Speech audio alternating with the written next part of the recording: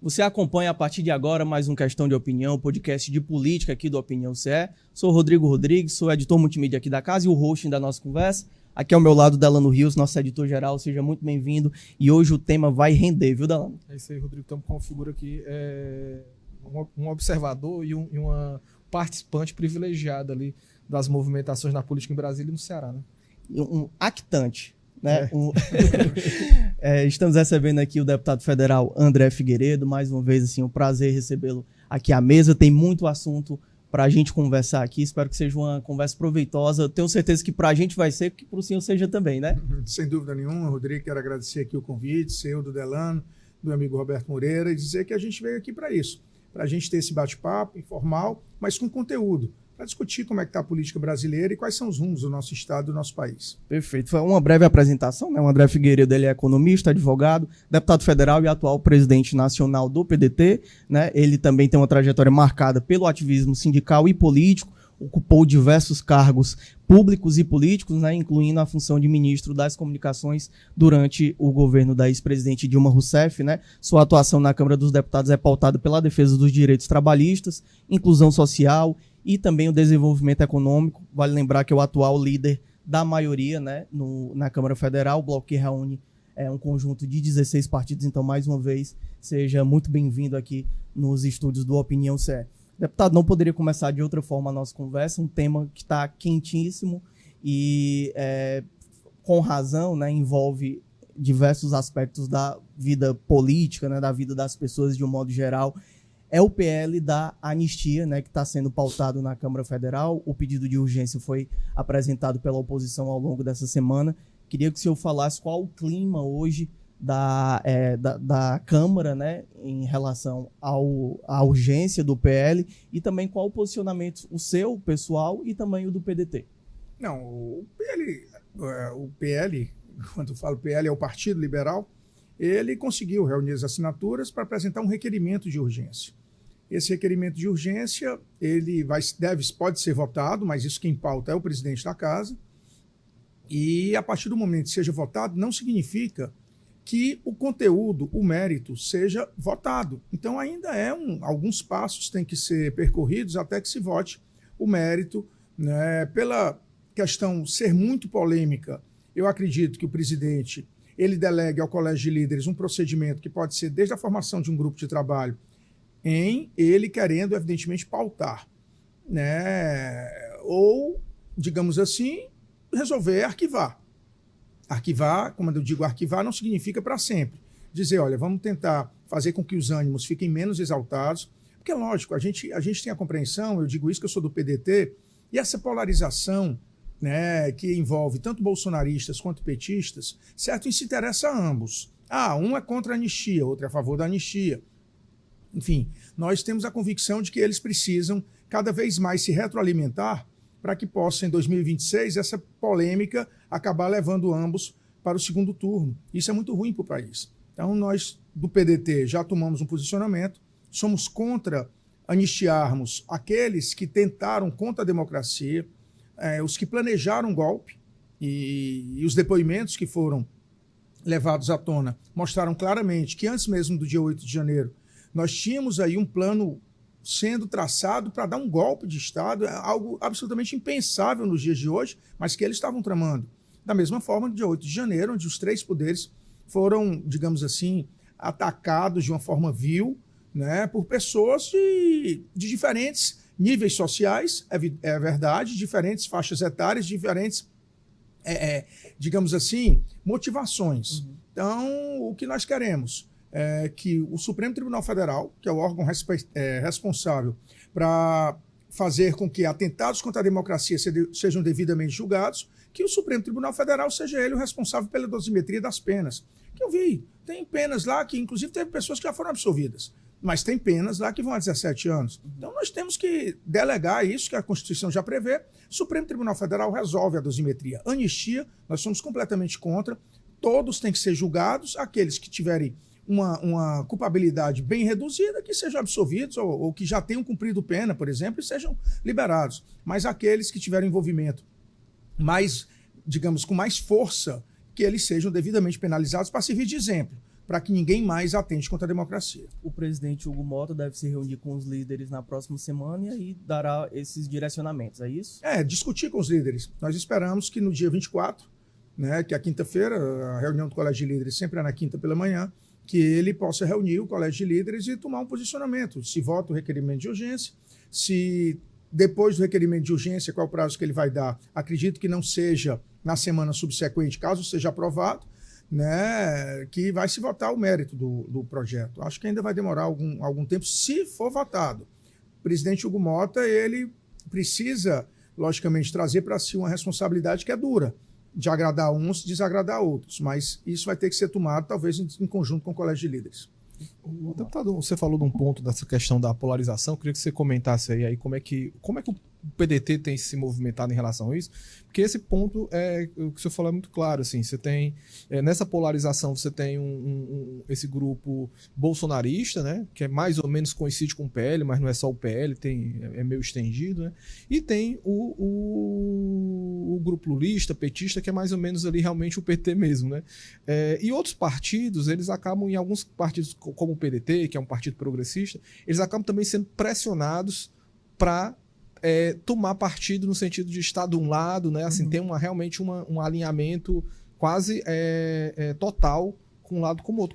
Como é que os partidos que não fazem parte quem não é PL, quem PT, como é que tá se trabalhando nesse ambiente que meio que se cobra, inclusive, que as posturas sejam A ou B? Nós temos aí a convicção de que o primeiro ponto que nos une é a defesa da democracia. Então, partidos como, por exemplo, parte do PL, que já divulgou, inclusive, a volta da ditadura militar, certo? Esses partidos nós não temos diálogo. Inclusive, eles cometem um crime contra o Estado Democrático de Direito. Agora, nós temos as nossas convicções, né? Hoje nós fazemos parte do governo do presidente Lula. O nosso presidente Carlos Lula, presidente licenciado, é o ministro da Previdência. Então, nós temos a compreensão de que entre, logicamente, Lula e Bolsonaro, assim o fizemos no segundo turno, nós não tivemos dúvidas, 2 dias depois já declararmos apoio por unanimidade em torno do presidente Lula, né? Então, nós temos o nosso posicionamento, que evidentemente que é no campo democrático, que é de centro-esquerda, e nós queremos ver até o ano que vem como é que nos posicionaremos, porque ainda é um ambiente, digamos assim, muito nebuloso. Nós não sabemos quem serão os candidatos. Sabemos que Bolsonaro não poderá ser. Vai tentar levar a candidatura dele o máximo possível, né, para inclusive gerar nos seus apoiadores aquela falsa expectativa de que ele pode vir a ser candidato. O Lula, tudo indica que pode ser um candidato. Aliás, é o meu ponto de vista pessoal, se não for o Lula, o PT não tem outro nome. Não tem outro nome. Então, o Lula provavelmente será o candidato do PT. Se o Lula não for o candidato, eu vejo que talvez o cenário seja muito parecido com 1989, onde nós tivemos uma multiplicidade de candidatos, diga-se passagem, excelentes candidatos, que iam desde Brizola, Mário Covas, Aureliano Chaves, até os candidatos da direita, Paulo Maluf, Caiado, Guilherme Afife. Então, nós tínhamos uma multiplicidade de candidatos de várias matizes ideológicas e acabou ganhando, talvez, o pior deles, que era o Collor, né? Então, eu acho que 2026, caso o Lula não seja candidato e o Bolsonaro também não será, talvez tenhamos uma multiplicidade de candidatos, será muito bom para a democracia. Mas daqui para lá ainda muita água ainda vai rolar. Nas últimas eleições, o PDT teve um nome. Isso pode acontecer? Ou tá colocado à mesa também essa possibilidade? Nada se descarta. O Ciro sempre foi, digamos assim, uma referência para todos nós. Nada está descartado. Hoje, o Lula sendo candidato, não foi decidido ainda, mas o nosso indicativo é de apoiarmos o Lula. Você falou você citou o Ciro. O Ciro falou que não pretendia se candidatar. Isso aí tá valendo, assim, ou tá em aberto também, assim? Não, ele, mais uma vez, ele reiterou. Nós tivemos uma reunião há quase 30 dias da bancada federal com o Ciro, lá em Brasília, e ele, mais uma vez, reiterou o propósito de não ser candidato. Mas o Ciro é uma pessoa de missões, então, caso ele veja que é importante para o Brasil e o PDT assim entenda da necessidade dele ser candidato se o Lula não for, eu creio que ele topará essa missão e eu tenho certeza que ele agradecerá bastante o pleito de um processo eleitoral. Essa é uma defesa pessoal, no caso, é uma defesa pessoal dele, é o posicionamento dele em relação a isso, dele não ser candidato, mas se o partido, de repente, entender que vale a pena bancar uma... É como eu disse, se o Lula, por acaso, não for candidato, zero o jogo, certo? Então, o Lula hoje é o nosso pré-candidato. Já foi tomada essa decisão dentro do PDT? Não foi tomada, mas até pelos posicionamentos do Ciro, ele já praticamente delegou isso ao partido. Então, vamos aguardar a sinalização do presidente Lula, se ele é candidato, se não é. Se não for, eu acho que nós temos aí um espaço, sim, para decidir uma possível candidatura. Eu queria depois que a gente entrasse mais aqui no Ceará, mas continuando lá na Câmara, eu tenho uma pergunta que eu acho que é importante para a gente entender o contexto que a gente está passando, né, e como isso vai influenciar para o ano que vem também. Se você pega a base do Lula, e pegando especificamente o PL da anistia, né, o apoio para a urgência, você tem partidos da base votando contra o governo, uma pauta que não é necessariamente do governo ou contra o governo, mas, enfim, o governo não quer que ela passe também. Aí você pega o União Brasil, tem ministro, de 59 nomes, 40 votaram a favor. Você tem o PSD de 23, de 44, 23 votaram a favor, e outros partidos ali do Centrão também assinaram o requerimento. Assinaram o requerimento de urgência, né? Isso, enfim, a gente pode passear por outros nomes também. Queria que o senhor, se pudesse, fizesse uma análise de como que o governo, ele, de algum modo, ele pesa isso, pensando no próximo ano. O PDT está ali, né? O PDT apoiou a candidatura do Lula no segundo turno nas últimas eleições e se mantém com a postura que ele tem. Não é um pouco contraditório em relação a essa ida do governo com esses outros partidos? Como é que internamente se analisa essa questão? O PDT, enquanto bancada, se sente altamente incomodado com essa situação, né? Nós temos 18 deputados, evidentemente não é uma bancada grande, mas são 18 votos que são entregues. Às vezes, um partido que tem 40 e poucos deputados não entrega 18 num processo de votação que o governo precisa dos votos. Só que o PDT tem o Ministério da Previdência. É um ministério importante? Muito importante. Mas, politicamente, ele não tem tanta relevância quanto outros ministérios. Ministério do Desenvolvimento Regional, o próprio Ministério do Turismo, Ministério da Agricultura, Ministério... Enfim, ministérios que têm uma ação política na ponta, né? E o PDT, maior do que o PSB, só tem esse ministério. O PSB tem outros ministérios, né? Estou falando do PSB porque é do mesmo campo da gente. Agora, evidentemente, é um absurdo nós vermos partidos, sabemos que é necessário para a governabilidade, mas partidos que, inclusive, já antecipam que não estarão com Lula, terem ministérios muito relevantes em detrimento do partido como o PDT, que na época das vacas magras, quando nós estávamos lutando nas trincheiras da oposição contra Bolsonaro, nós estávamos lá, somando 130 votos junto com o PT, com o PSB, com o PSOL, certo? Os partidos que efetivamente eram de oposição. Esses de centro estavam com o governo Bolsonaro. Então, agora, né, que nós poderíamos ter um espaço maior, não temos. Então, isso nos causa um incômodo sermos. Inclusive, já demandamos várias reuniões com a ministra Gleisi Hoffmann, né, e com o próprio presidente Lula, para que possamos externar essa nossa insatisfação. Não podemos dizer que estamos satisfeitos com o tratamento sendo dispensado a quem não é 100% confiável, com o mesmo tratamento que nos é dado, que somos 100% confiáveis, né? Nós temos apenas o Ministério da Previdência, um ministério que é feito basicamente por servidores de carreira, ou seja, não temos condição de sequer de colocar, por exemplo, quadros nossos que não são funcionários da Previdência, né? Então isso, politicamente, para a gente é um desgaste, mas isso é irrelevante. O que nós queremos ponderar é partidos que são do mesmo campo ideológico, partidos que têm uma história de estarmos lado a lado com o PT, de repente sermos colocados de lado para favorecer partidos que não estarão com Lula na eleição de 2026, isso para a gente causa incômodo. O senhor falou que o Lula sendo candidato, o PDT deve estar com o Lula no próximo ano. Essa proposta na mesa, ela está condicionada a isso também, a ter mais espaço, mais prestígio ali no governo federal? Não, a gente não condicionou absolutamente nada até agora, não colocamos em pauta de discussão, mas é o sentimento que eu tenho dentro da bancada. Existe uma insatisfação, né? Nós às vezes votamos determinados temas que não são fáceis de serem votados, certo? Mas votamos para acompanhar o governo, e de repente a gente não ser tratado da maneira como deveríamos, isso nos causa realmente incômodo, mas isso não está sendo condicionado. Vamos apoiar o Lula se derem espaço A, B ou C. Não, isso não está sendo colocado, né? Nós queremos, primeiramente, defender a democracia e não nos cabe, em nenhum momento, imaginar que possa haver um retrocesso e termos 4 anos de obscuridade como tivemos com o Jair Bolsonaro à frente da presidência, né? Mas temos a convicção de que muita coisa precisa ser mudada para que o Brasil efetivamente possa dar espaços a quem defende a democracia e quem defende uma melhor justiça social. Depois nós podemos até conversar, mas existem temas que hoje o governo coloca como extremamente salutares para a população de baixa renda, como a questão do FGTS ser usado como lastro para empréstimo consignado, e nós somos completamente contrários. Porque é um absurdo nós termos a última garantia que o trabalhador tem no caso de desemprego sendo dado para o sistema financeiro emprestar dinheiro sem risco a taxa de juros extremamente elevadas. Aí vão dizer, é menos que paga para o agiota. Sim.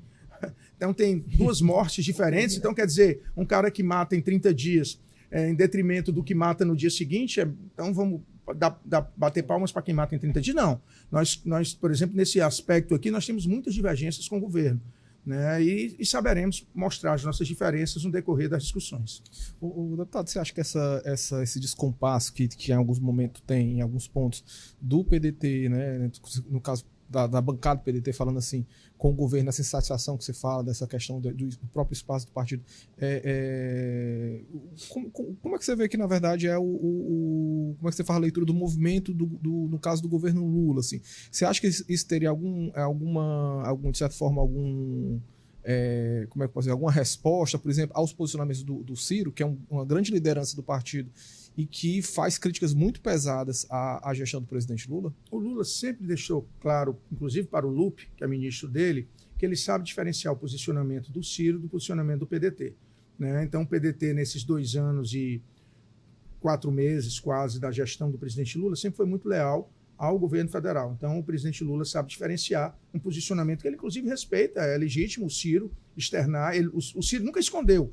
Mesmo votando conosco, 2 dias depois do primeiro turno, votou a favor do apoio ao Lula, certo? O Ciro nunca escondeu que tem sérias diferenças com o presidente Lula e com o PT. Perfeito. Vamos um pouquinho agora para o Ceará, aproveitando o tempo aqui. Deputado, uma das reclamações que a gente ouvia de alguns parlamentares do PDT, em determinado momento, é que eles não tinham um direcionamento de se era oposição ao governo, se era situação ao governo, e aí foi um imbróglio que demorou um pouquinho a se resolver. Me parece que ficou mais claro, pelo menos da direção nas eleições aqui para a Prefeitura de Fortaleza, esse posicionamento, né? O senhor veio a público, o Carlos Lupe veio a público também falando, se posicionando claramente em torno do mais democrático, né? Queria saber como é que o senhor avalia esse momento, se hoje isso de fato está mais resolvido dentro desses quadros que estão no partido ainda hoje. Rodrigo, nós não colocamos em votação nem pela direção estadual, nem pela direção municipal. Mas temos, evidentemente, manifestado um posicionamento desde o segundo turno das eleições de apoio à gestão municipal que tem à frente o prefeito Evandro Leitão, diga-se de passagem, um único partido que ele teve antes de se filiar ao PT foi o PDT. Ele entrou em 2009 a meu convite de entrar na política. Ele mesmo já salientou isso, inclusive no dia da eleição dele no segundo turno. É meu amigo desde a época de colégio. Então, o Evandro é uma pessoa que eu tenho, não obstante termos tido algumas diferenças no decorrer desse processo, mas eu tenho um grande apreço, uma amizade pessoal e uma admiração. Né? O Evandro é uma pessoa que consegue agregar muitas pessoas ao seu entorno, muitos pensamentos políticos ao seu entorno. Então, nós temos hoje, dos 8 vereadores do PDT em Fortaleza, 6 já se manifestaram claramente serem da base, talvez um 7º também possa se manifestar, só não o vereador PPCL, porque ele mesmo se coloca sequer no campo da esquerda. Né? Ele já, inclusive, esteve com o André Fernandes, né? Mostrando uma proximidade com ele, mas é um amigo também. Então, digamos, em termos pessoais não tenho nada, mas em termos de posicionamento político, ele tem talvez um lado que nos diferencia. Mas hoje o nosso caminho em relação à Fortaleza é estarmos lado a lado com o prefeito Evandro. Já externamos isso e no momento adequado e necessário teremos uma conversa com o ex-prefeito Roberto Cláudio.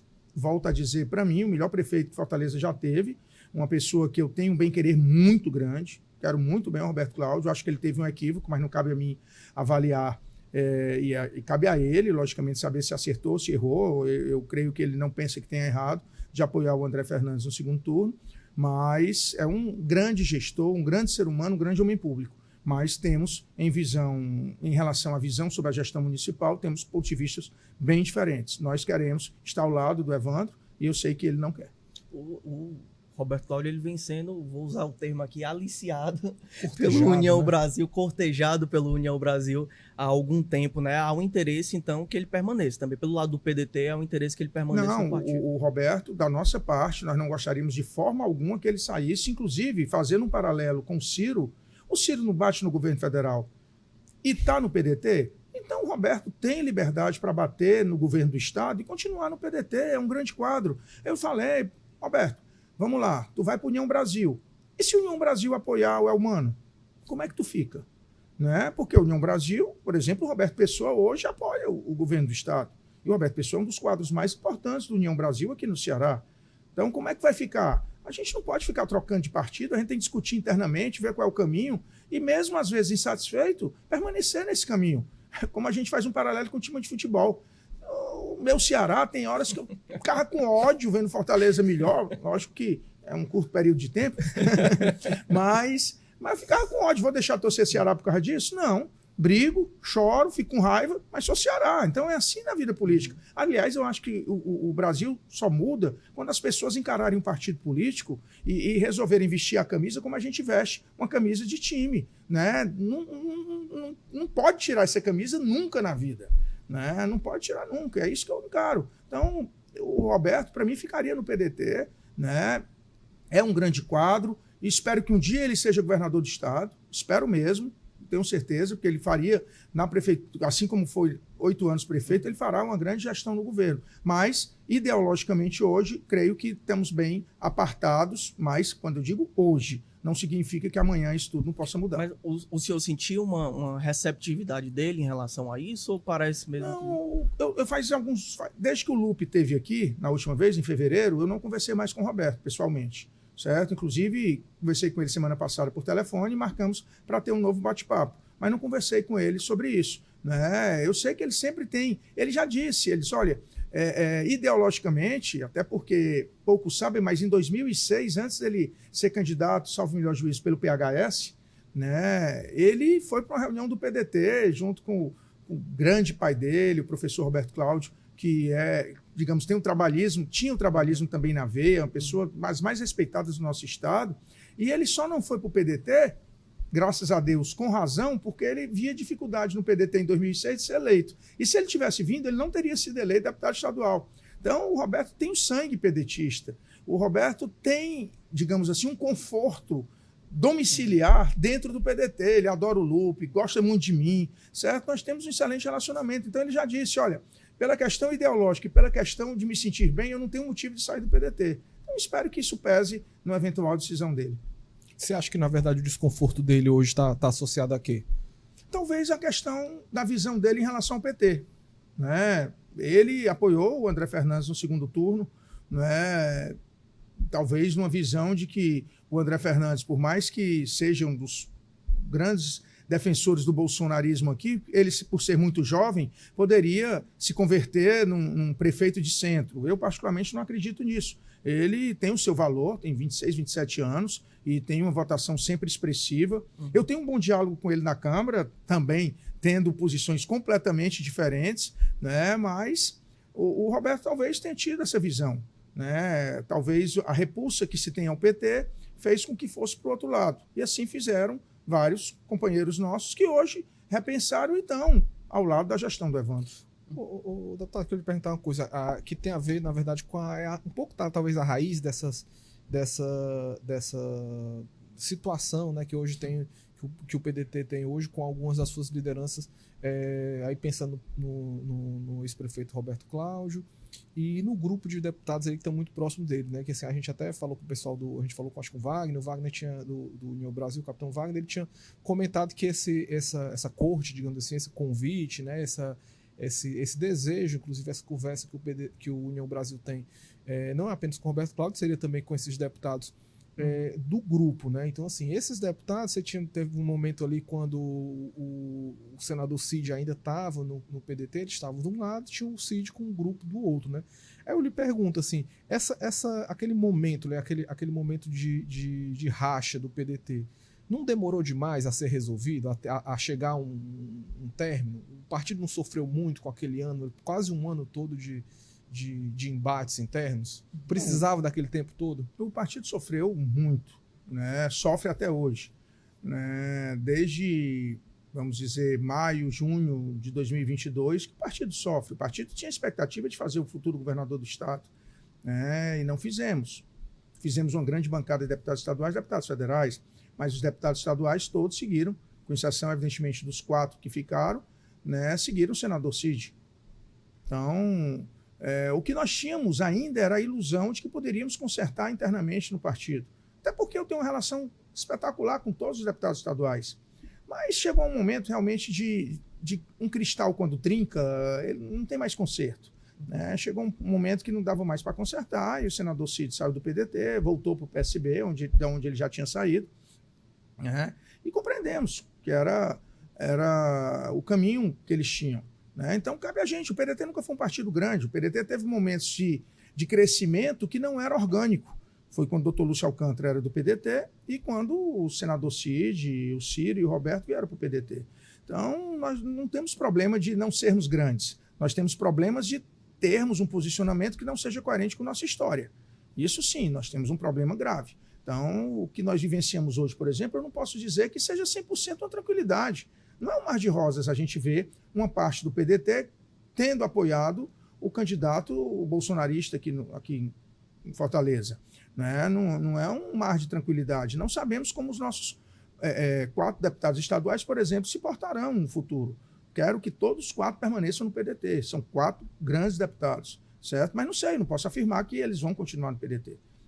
Então, isso também é um momento de reflexão para que a gente possa construir em 2026 tanto a nominata de deputados federais quanto de deputados estaduais. Qual a projeção que hoje o partido faz pensando em 26? Eu falo Assembleia e Câmara também. Câmara dos Deputados. Hoje nós elegemos 5 parlamentares em 2022. Temos convicção de que 2 saem. Temos hoje a sinalização, por minha parte, do deputado Mauro Filho, evidentemente, a minha parte 100% certo, mas o Mauro Filho disse, reiterou, reafirmou que fica. Então são 2 que ficam.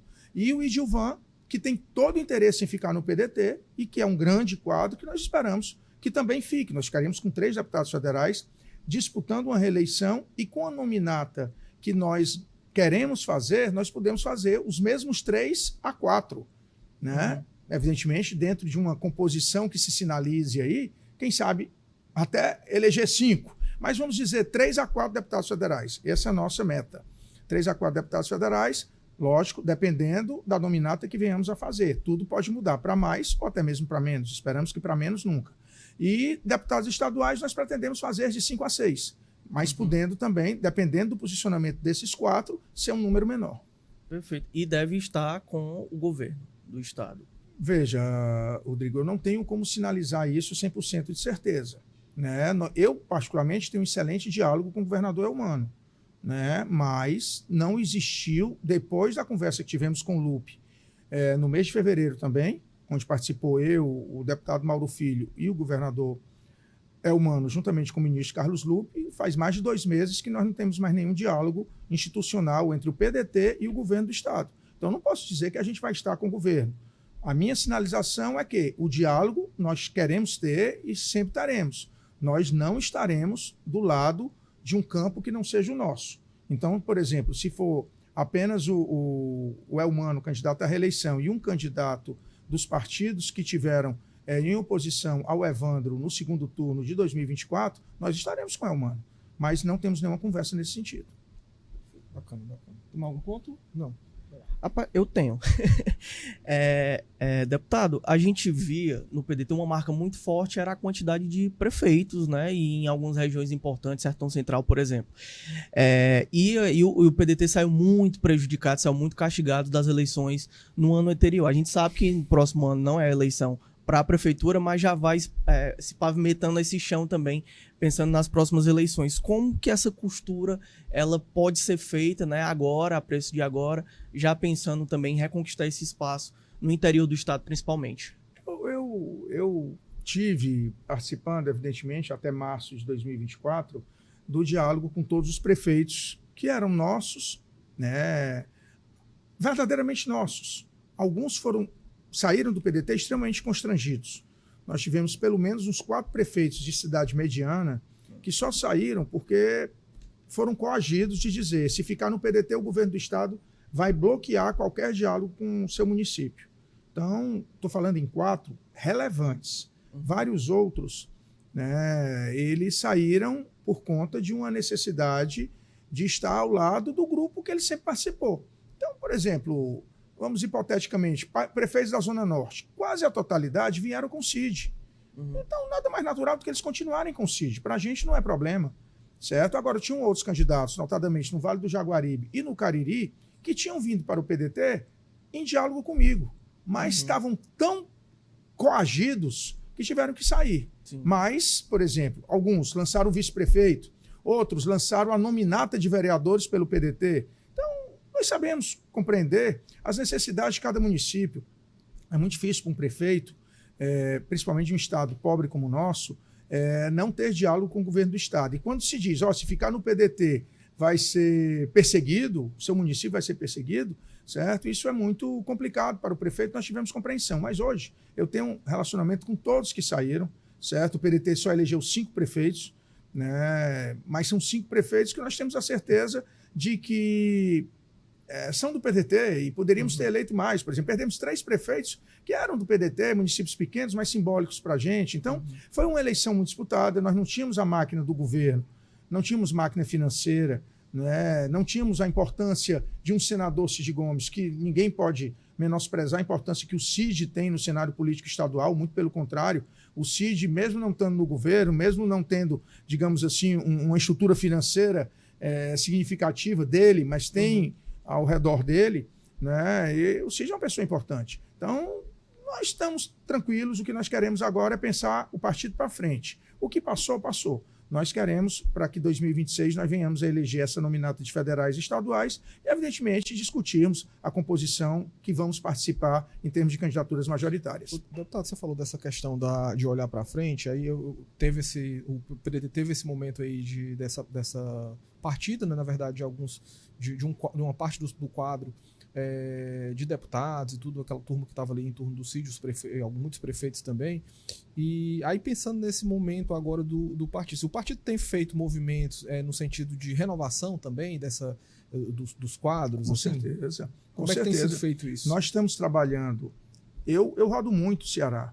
Então, nós estamos trabalhando para termos candidaturas em todas as regiões do Ceará. Certo? Em todas as regionais, desde o Cariri Oriental, Cariri Oeste, Zona Norte, Litoral Norte, Serra da Ibiapaba, Sertão de Crateús, Vale do Jaguaribe, Vale do Curu, Litoral Oeste, Litoral Leste, Sertão Central, Centro-Sul. Nós temos trabalhado muito para que nós possamos georreferenciar nossas candidaturas. E, ao mesmo tempo, também temos candidatos representantes de diversos segmentos, da juventude, das mulheres, da cultura, certo? Inclusive agora, sábado passado, lançamos a pré-candidatura do companheiro Roberto Viana, que é presidente do Movimento Cultural Darcy Ribeiro, para representar o eixo da cultura nas nossas candidaturas. Então, estamos querendo uma renovação, para que não necessariamente, para ser candidato, precise ser filho de um deputado, ser neto de um prefeito, ser esposa de alguém. Não. Nós queremos lançar uma nominata de deputados que efetivamente possa representar a diferença. Vai dizer, puxa, mas aquela candidata é a esposa do prefeito do município tal. Sim, por isso ela vai ser estigmatizada como esposa. Não, ela tem um valor dela. E eu vou dizer para você, hoje a gente tem a felicidade de vermos muitas primeiras-damas, né, que são extremamente preparadas, não apenas porque é a esposa do prefeito, são, pode-se dizer, do mesmo nível do prefeito que tem a máquina. Né? Então, eu sempre costumo dizer, inclusive para casais amigos nossos, tanto quando é prefeita e o marido, como se diz, o primeiro damo, né, quanto vice-versa. Hoje nós não temos mais essa diferença. E cada vez mais, o que a gente gosta de ver é que dentro de um casal que se preocupa com o município, ambos podem ser o que quiserem ser. E isso, dentro do PDT, nós queremos sempre estimular e fazer com que nós tenhamos aí uma multiplicidade de candidaturas e queremos muito que o parlamento possa ser mais representado por mulheres. certo? Queremos e estamos estimulando para que mais mulheres se candidatem. Volto a dizer, mulheres que tenham preparo, assim como homens que tenham preparo. Nós não queremos apenas aqueles que dizem, ele tem viabilidade eleitoral, por isso ele vai ser candidato. Não. Nós queremos aqueles que têm conteúdo. Eu não sou filho, meus pais não foram políticos. Eu comecei no movimento estudantil da Universidade Federal do Ceará e logo que entrei na faculdade fui para o PDT, tenho 41 anos de PDT, parece que foi ontem, né? E consegui construir dentro do partido, mesmo sem ter dinheiro, sem ter tradição familiar política, e eu acho que assim como a gente, quem quer, consegue. Basta ter, digamos assim, serenidade e ao mesmo tempo inquietação, né, para poder dizer, porra, se a gente tá nessa linha, um dia a hora da gente chega, pode ser que a gente não seja eleito, mas pelo menos a gente deixa a nossa marca. Deputado, a gente já está caminhando para o final, mas só para continuar nesse ponto, o partido, de um modo geral, ele encontrou alguma dificuldade de encaixar o discurso, porque o PDT, qual é a marca do PDT? É o trabalhismo. Né? E aí, num universo hoje político extremamente polarizado, em que às vezes conta mais você ir lá e fazer um videozinho de 30 segundos para viralizar no TikTok e tal, e aí você esvazia o debate, e aí tem uma dificuldade também de colocar alguns temas importantes e que precisam de mais tempo também para serem conversados, debatidos, né? Como é que o partido hoje ele consegue driblar esses problemas? Rodrigo, eu não sei se você entrevistou o Ciro, mas um dos pontos que ele colocou na reunião conosco foi justamente esse paradigma de que hoje você tem um menino de Minas Gerais que publica um vídeo de 30 segundos e que dá 1 milhão de curtidas e digamos assim, um artigo do Ciro que tem 10 minutos de fala dele, as pessoas não têm paciência de escutar. Então ele disse, olha, me desculpe, mas o meu discurso não pode durar apenas 30 segundos. Eu preciso mostrar o conteúdo que precisa energizar essa galera. E é certo? porque o Ciro é um cara conhecido que tem um público, né? Assim, pois né?